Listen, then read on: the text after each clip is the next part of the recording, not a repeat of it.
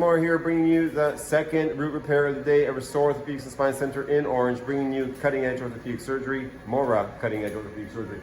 And this is what we have. We have another left knee. It was the same problem, root tear.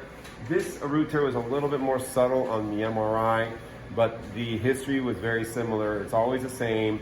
Early 50s or mid 50-year-old person, misstep, posterior knee pain. Posterior knee pain, immediate swelling, a lot of pain with ambulation, and then eventually it subsides, but they still have pain in the back.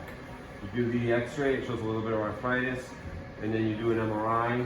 You check all the findings that I've talked about before, the triad, bone marrow edema, extrusion of meniscus, and of course on the MRI, you go to the back, look for the gap.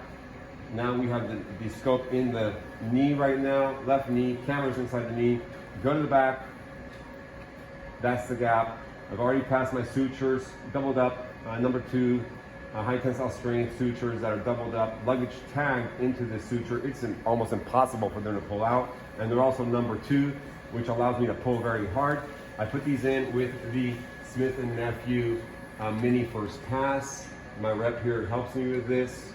If you ever need to do this, I would recommend that you speak to Craig and have him take you through this case, because he's seen me do dozens of these. And this is what we have. Sutures are in, and this is what the reduction is going to look like. Let me show you one more time. There's a gap. Pull my sutures. Pull my suture.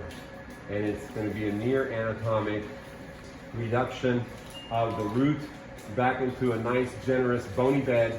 Once again, adhering to the concepts of meniscus repair, creating a bleeding site, no blood, no heal. So you got to create a bleeding site.